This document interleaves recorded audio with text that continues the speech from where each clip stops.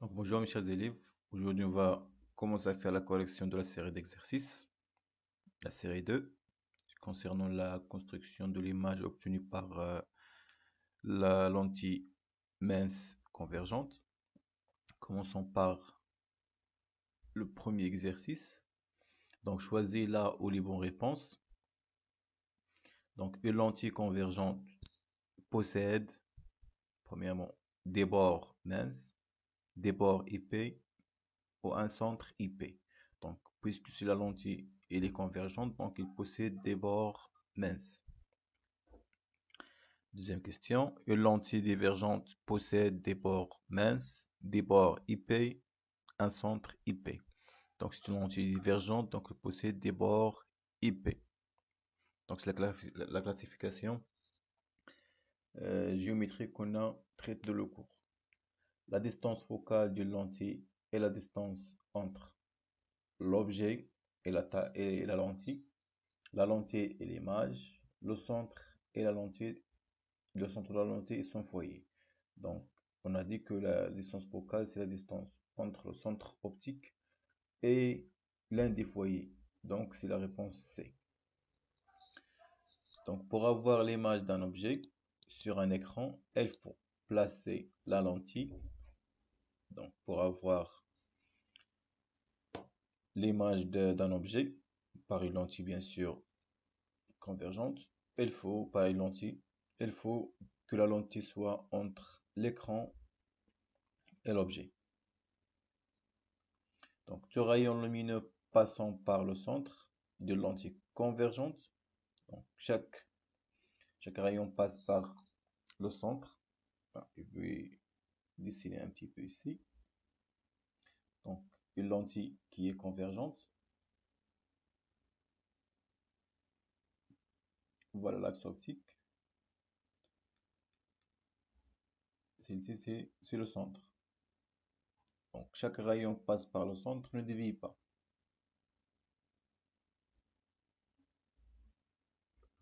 Le vert. Donc, chaque rayon qui passe par le centre ne dévie pas. Je mets ici.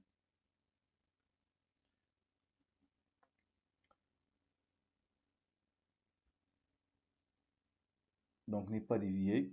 Donc, sixième question, lorsque un faisceau lumineux cylindrique traverse une lentille, donc un faisceau cylindrique traverse une lentille, ça veut dire, donc, une lentille, toujours l'axe optique, changeons la couleur. Alors, un rayon cylindrique, c'est un rayon qui est parallèle à l'axe optique. Ce sont des rayons qui passent parallèlement, qui arrivent parallèlement à l'axe optique. Donc, ces rayons-là vont passer par le foyer image après qu'ils traversent la lentille.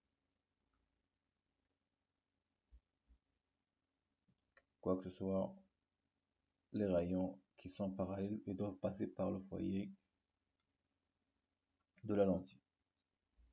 Donc, ils s'approchent de quoi? De l'axe optique. Donc, passons au deuxième exercice. Je vais effacer ça.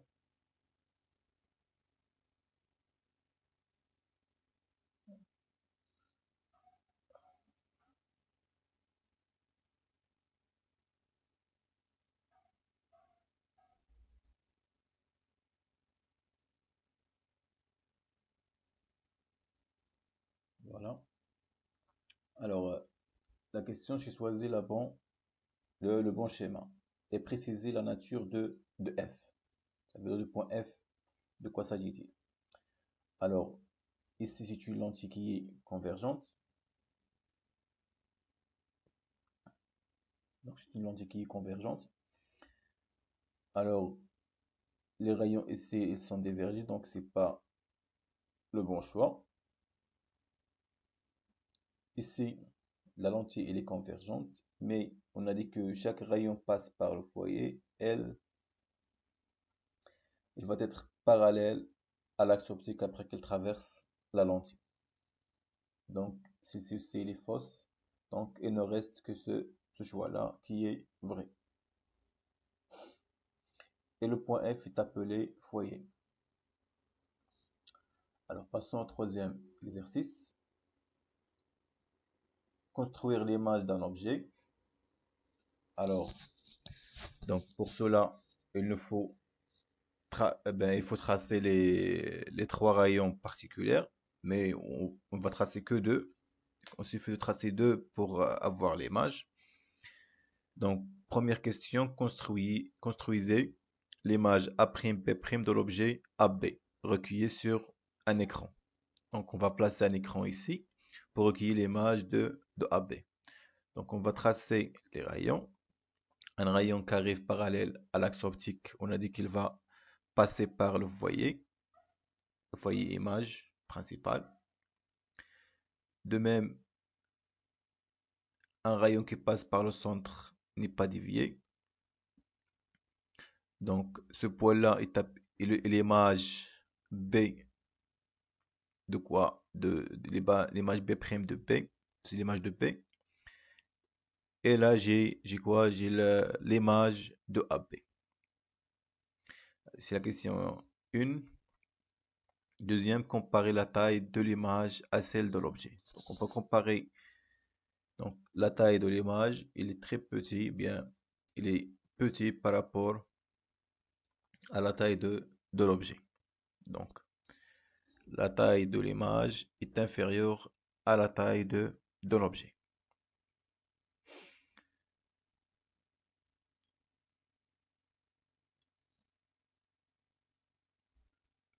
Donc, troisième question, comment faut-il déplacer l'objet AB pour obtenir une image plus grande? Alors, pour avoir une image plus grande, il faut approcher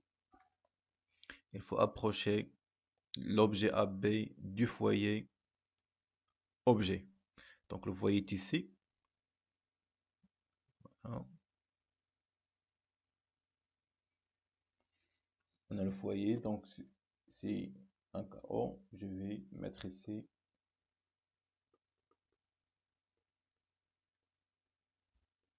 le foyer. Donc, c'est le foyer principal objet. Donc, ils sont symétriques par rapport à la lentille. Alors, il faut approcher l'objet de point F. Ça veut dire qu'il faut placer AB vers, bien sûr, déplacer AB vers le point F, vers le foyer principal objet. Donc, il faut s'approcher du foyer principal objet pour avoir une image qui est grand. Quatrième question. Donc, la question c'était quoi? Pour obtenir une image A'B' plus grand, il faut approcher l'objet AB du foyer F. Quatrième. Où faut-il placer l'objet AB pour que l'image n'apparaisse plus sur l'écran? Alors, ça veut dire n'apparaisse plus sur l'écran, ça veut dire que l'image, elle est virtuelle. Donc, pour cela, on va placer AB entre le foyer et le centre pour avoir une image virtuelle ici. Nous voilà. Donc, pour qu'une, il manque un espace ici. Pour qu'une image A'B' n'apparaisse plus sur l'écran, il faut placer l'objet AB entre le foyer F et le centre de la lentille O. Donc, quatrième exercice, c'est un exercice facile. Alors, classez les lentilles en justifiant votre réponse. C'est-à-dire, on va les classer en lentilles convergentes et lentilles divergentes. Alors, j'ai ici la lentille A et la lentille C, la lentille D et la lentille G sont des lentilles convergentes. Pourquoi? Parce qu'elles possèdent des bords minces et bien un centre qui est IP. Par contre, B, E, I, F et H sont des lentilles qui ont un bord IP, donc il s'agit des lentilles qui sont divergentes. Pour H, c'est le symbole de lentilles divergentes. G, c'est le symbole de lentilles convergentes. Donc A, C, D sont des lentilles convergentes et B, E, F, H sont des lentilles divergentes. Passons au cinquième exercice. On positionne une lentille L entre un objet lumineux AB et un écran E de telle sorte à obtenir sur l'écran une image nette après B'. Donc on va obtenir sur cet écran-là une image nette. La question c'est tracer l'image A'B'. Tracer l'image A'B'. Alors, donc là, pour le tracer, il nous faut quoi? Il nous faut des rayons particuliers. Il faut tracer, si on trace le rayon qui est parallèle à l'axe optique, alors je peux pas, je sais pas où passe après qu'elle traverse la lentille, puisque je sais pas où se trouve le foyer. Ils n'ont pas mentionné le foyer sur le schéma. Alors pour cela, on va commencer par tracer les rayons qui passent par le centre. Donc pour cela, on va le tracer. Le voilà. Donc ce poil-là sur l'écran, c'est l'image de B. Eh bien, un rayon qui est parallèle à l'axe optique, elle va obligatoirement arriver à ce point-là. Et l'intersection de ce rayon et l'axe optique va nous donner ce qu'on appelle le foyer. Donc, c'est l'image B', c'est l'image de A. Et l'intersection entre ce rayon-là, et l'axe optique qui va nous donner une idée sur la place où se trouve le foyer image. Alors, c'est la question 2, le foyer se trouve ici. Alors, donc on a déterminé le foyer de la lentille. Troisième, utiliser les propriétés des deux triangles opposés par le sommet et trouver une relation entre OA, OA', AB et B'. Donc on va trouver une relation qui lie ces quatre distances. OA, OA', AB et A'B'. Alors, où se trouvent les triangles qui sont opposés au sommet, ou bien opposés par sommet? Voilà le premier, c'est le triangle OA'B'. Le deuxième, c'est OAB. Donc, ce deux triangles qui sont opposés par le sommet. Alors, voilà, je vais zoomer à les deux triangles qui sont opposés au sommet. Les points. Alors, pour trouver une relation entre OA, OA', A'B' et AB. Pour cela, on a AB, elles sont parallèles. AB et A'B' elles sont parallèles. Donc, on peut utiliser la théorème de Thalès pour avoir une relation entre les différentes distances. Alors, donc, on a AB, donc on va espacer ceci. Donc, AB est parallèle à la droite. Enfin, c'est l'objet est parallèle à l'image. L'objet est parallèle toujours à son image. Alors, pour cela, on peut écrire que la distance OA sur la distance OA' est égale à la distance OB sur la distance M. Donc, je vais mentionner ça avec...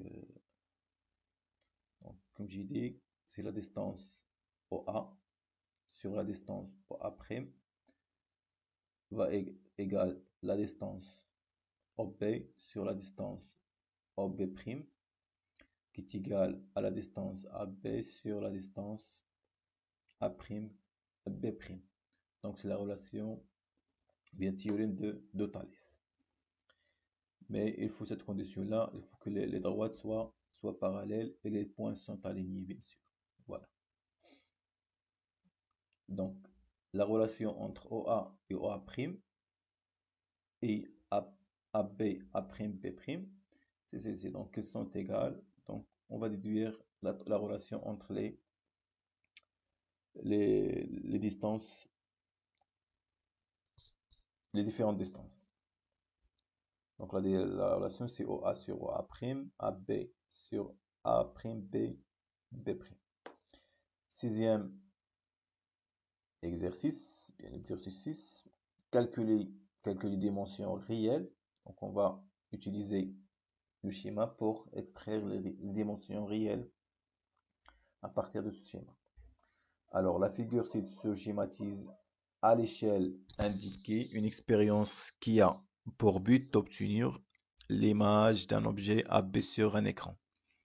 Alors, pour cela, donc on a un objet qui est placé ici, à une distance OA,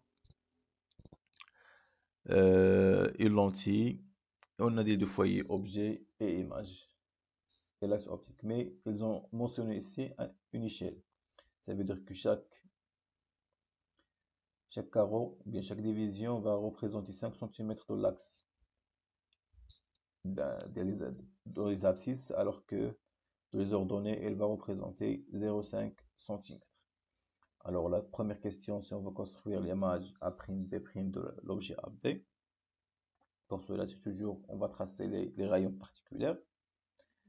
Donc chaque rayon passe par le centre, ne divise pas les rayons qui sont parallèles, elles passent obligatoirement par le foyer. Alors l'image se trouve ici, est appelée A'B', donc c'est l'image de AB.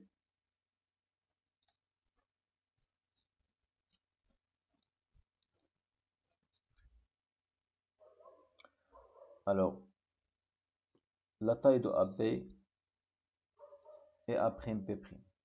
Donc, d'après l'image, ou bien la figure, on a que AB représenté par deux carreaux, ou bien deux divisions. Alors, on va faire deux divisions qui multiplient par l'échelle, qui est égale à 0,5, qui va nous donner 1 cm. De même pour AP, A'B', si il est représenté par deux divisions, donc on va multiplier deux divisions par 0,5, qui va nous donner 1 cm. La troisième question, quelles sont les valeurs réelles des distances OA et OA'? Voilà OA, ici il est représenté par 1, 2, 3, 4, 5, 6. Donc 6 carreaux. De même ici, c'est 1, 2, 3, 4, 5, 6. Donc 6 multiplié par 5 cm, ça fait 30 cm. Donc OA et OA' sont représentés par 30 cm réellement.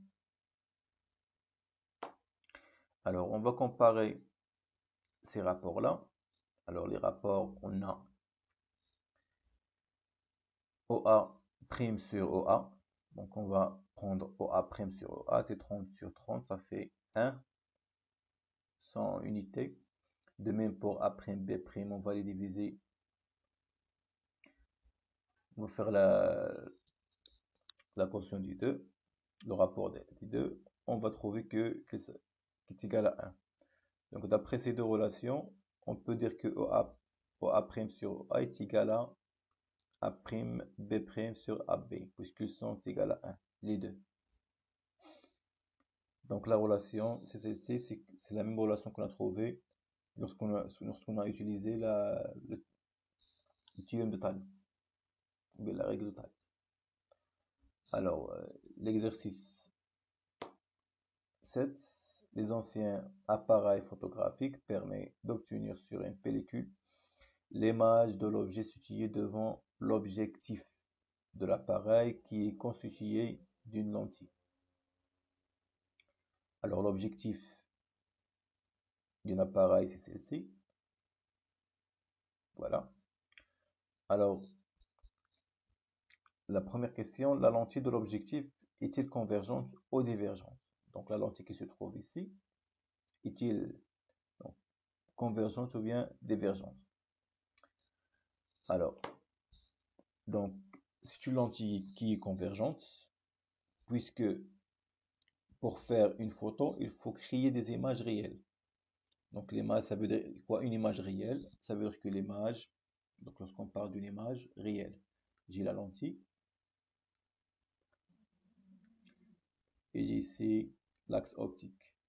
Donc j'ai un objet ici, avec.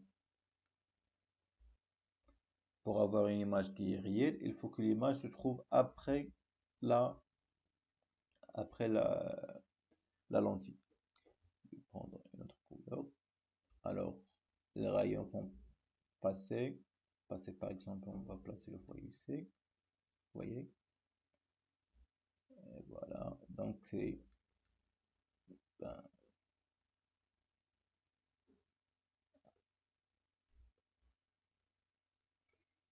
donc A', B'. Alors, c'est l'image de AB. Donc, c'est une image qui est réelle. Mais lorsqu'elle se trouve ici, on parle d'une image qui est virtuelle. Et bien sûr, il y a des conditions bien déterminées pour avoir soit l'image réelle, soit l'image virtuelle. Donc, généralement, les lentilles divergentes, elles donnent des images elles vont créer des images qui sont pas réelles. Alors, donc, l'objectif de la photographie, ou bien de l'appareil photographique, est une lentille qui est convergente.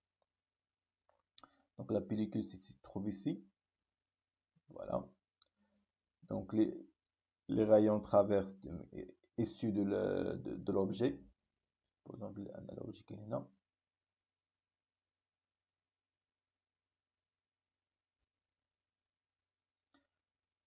Alors, ici, on a un miroir. Donc, l'image obtenue sur cet écran-là, elle est renversée.